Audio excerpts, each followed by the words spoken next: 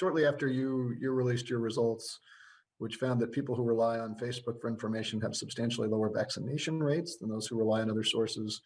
Facebook cut off your access to data. I think your research said that people who rely exclusively on Facebook for news, 25% of them do not intend to get vaccinated.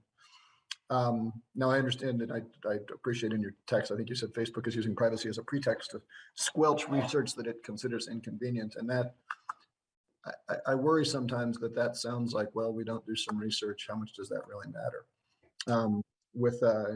I realize we're all math and science nerds here, at least since Mr. Perlmutter has not been able to continue. But at core, this is an epidemiological question, right? If we know that certain behaviors increase the rate of spread of a communicable disease, the rate of contraction of communicable disease, there are consequences.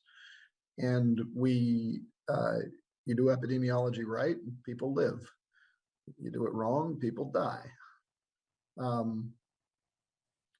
Can you speak at all to the consequences of your inability to do what is at core epidemiological research?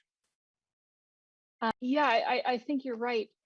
Misinformation, I'm willing to say this, misinformation is killing people. We have had a safe and effective vaccine for COVID for a long time now. We're back over 2,000 deaths a day.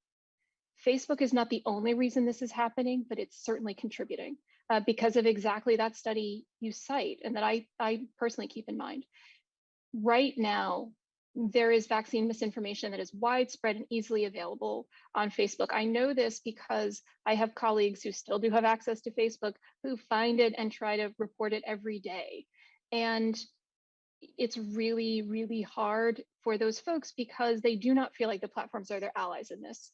And again, this is something that Facebook's own research has pointed to, and Facebook has just chosen not to fix.